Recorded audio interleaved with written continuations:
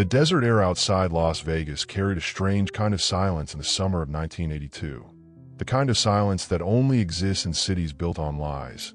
And inside the glowing towers of the Stardust Casino, Frank Lefty Rosenthal sat in a private office watching millions of dollars move through hidden channels while tourists downstairs believed they were living inside a fantasy. The public knew him as a gambling genius, the sharp-talking sports handicapper who transformed Vegas casinos into money-printing machines, the man who inspired the character Ace Rothstein in Casino, but what they never saw was the paranoia creeping behind the expensive suits and polished smiles. Because by the early 1980s, Lefty Rosenthal had become trapped in a city where every handshake concealed a knife and every friend had a price. Vegas was never truly controlled by the flashy casino owners people saw in advertisements. The real power lived thousands of miles away in dark social clubs across Chicago, Kansas City, Milwaukee, and Cleveland, where aging mob bosses treated the casinos like private ATMs. Millions were skimmed from counting rooms before profits were officially recorded, cash disappearing into secret envelopes flown back east through couriers who understood one rule above all others: nobody talks. And Lefty Rosenthal was the man standing directly in the middle of that machine.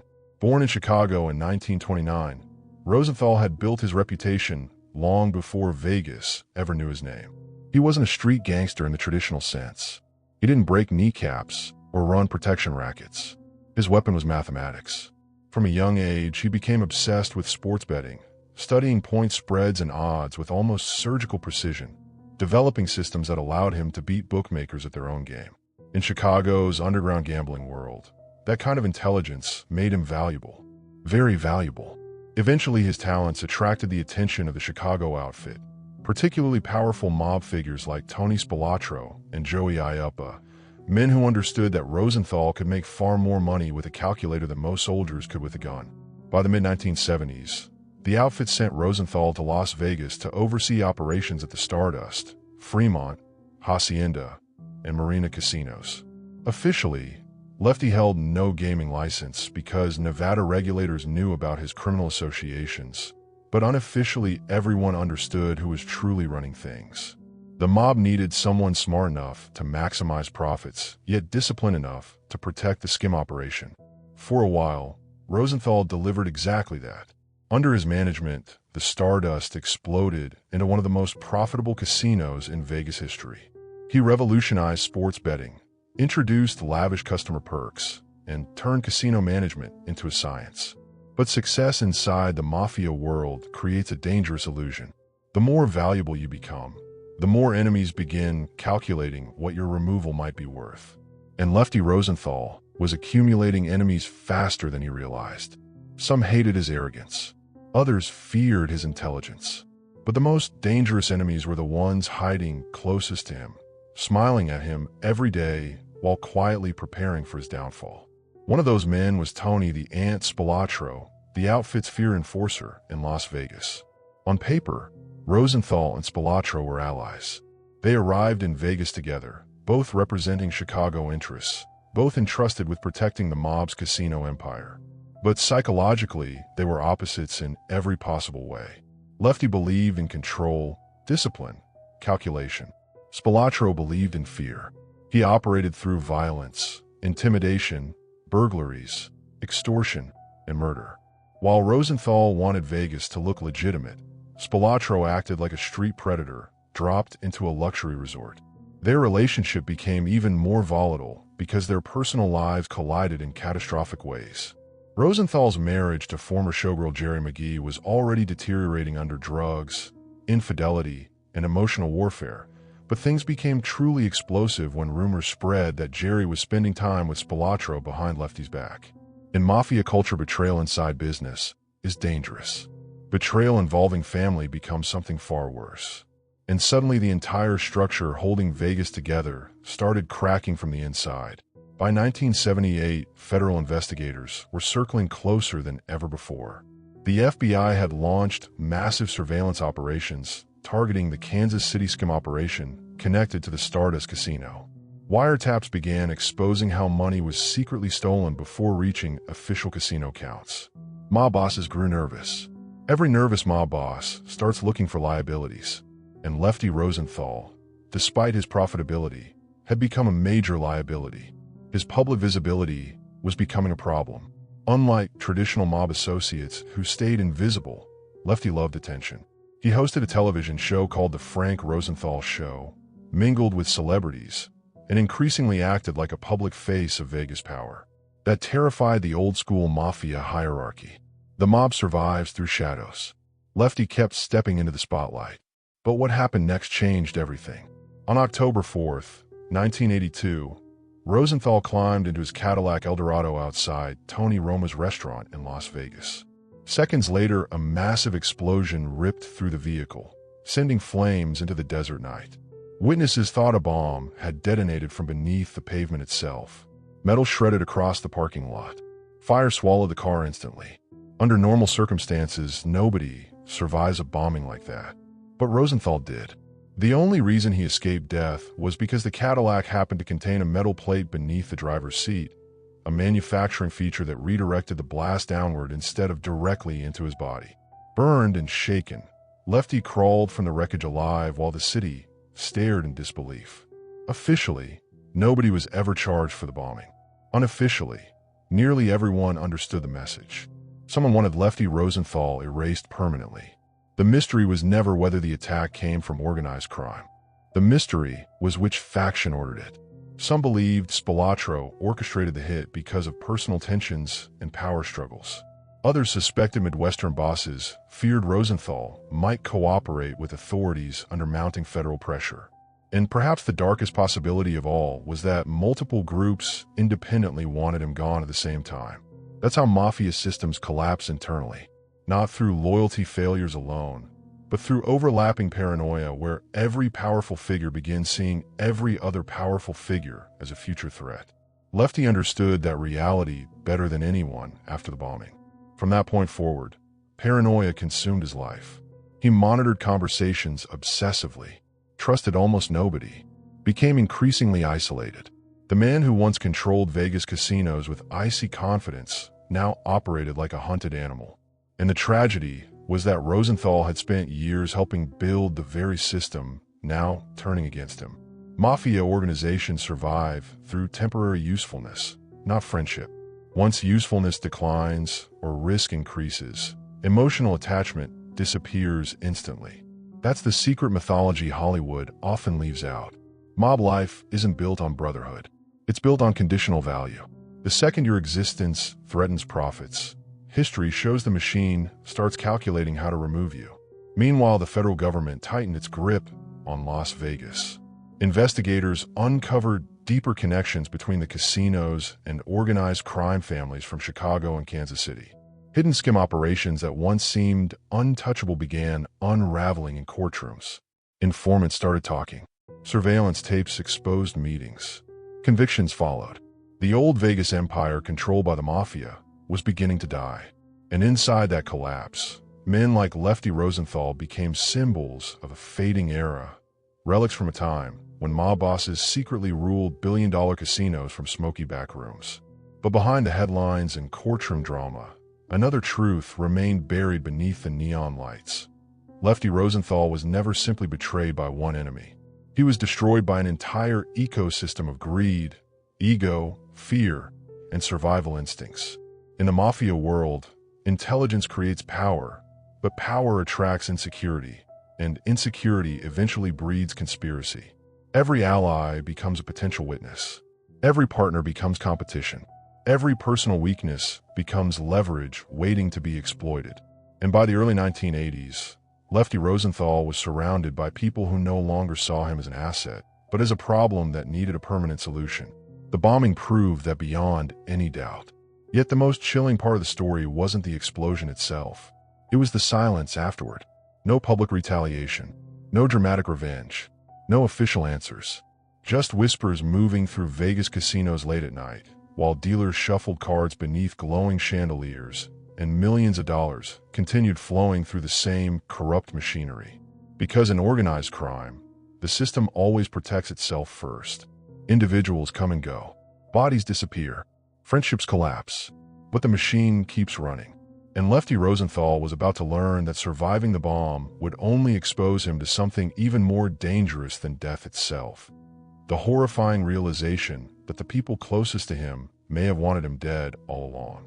After surviving the car bombing, Frank Lefty Rosenthal understood something most mob associates never admitted out loud.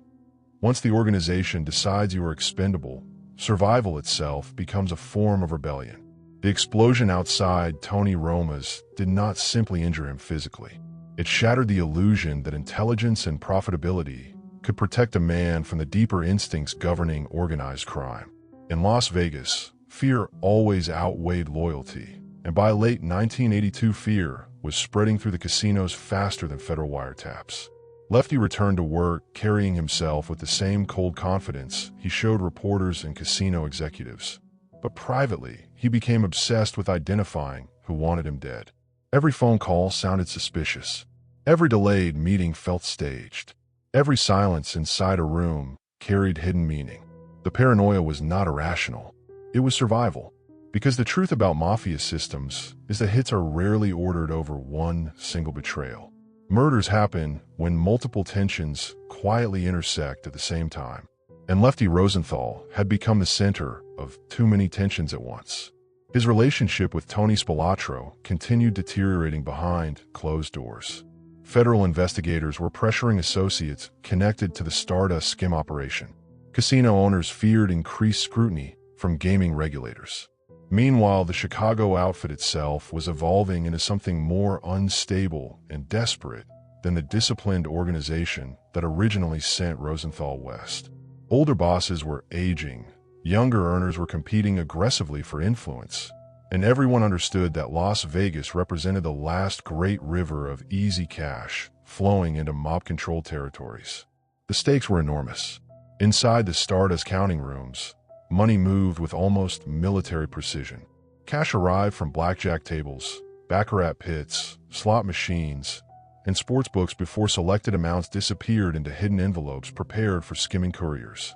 These couriers transported the untaxed profits back to Kansas City and Chicago through layers of trusted intermediaries. The operation depended entirely on silence. One loose conversation could trigger indictments across several states. That is why Lefty's increasing visibility terrified so many people above him. His television appearances and public celebrity status violated traditional mafia logic. Old-school mob figures believed anonymity was protection. Lefty behaved like a businessman who wanted recognition for transforming Vegas into a gambling empire. Psychologically, that difference mattered more than outsiders realized. To Lefty, public admiration proved his success. To the outfit, publicity attracted prosecutors. But what made the situation truly combustible was Jerry Rosenthal. By the early 1980s, Lefty's marriage had collapsed into chaos fueled by addiction, emotional manipulation, and mutual distrust. Jerry spent recklessly, disappeared for days, and drifted deeper into dangerous social circles connected to nightlife, drugs, and organized crime associates. Lefty responded with surveillance, threats, and constant accusations. Their home became a battlefield where every argument exposed another layer of humiliation. Friends later described nights filled with screaming, smashed furniture, and violent emotional confrontations that left both of them psychologically destroyed. Yet despite the dysfunction, Lefty remained obsessed with controlling the relationship because in his mind, losing Jerry symbolized losing authority itself. Then came the rumors linking her to Tony Spilotro. Whether the relationship was emotional, physical, or exaggerated through mob gossip hardly mattered anymore. An organized crime perception becomes reality very quickly. Lefty now believed the one man officially responsible for protecting him in Las Vegas might also be betraying him personally. That suspicion poisoned everything. Meetings between Rosenthal and Spilotro became colder, shorter, and increasingly hostile. Men around them noticed the tension immediately. In mafia culture, once distrust becomes visible, opportunists begin calculating outcomes. Some associates quietly align themselves closer to Spilotro, whose reputation for violence still terrified Vegas. Others distanced themselves from Lefty entirely, believing federal pressure and internal resentment would eventually destroy him. Nobody wanted to stand beside a man marked for removal. Then the federal investigation exploded publicly. In 1983 and 1984, the FBI intensified its case against Midwestern crime families connected to Las Vegas casino skimming operations. Surveillance evidence, informant testimony, and secretly recorded conversations exposed the hidden financial pipeline, siphoning millions from casinos before profits were officially reported.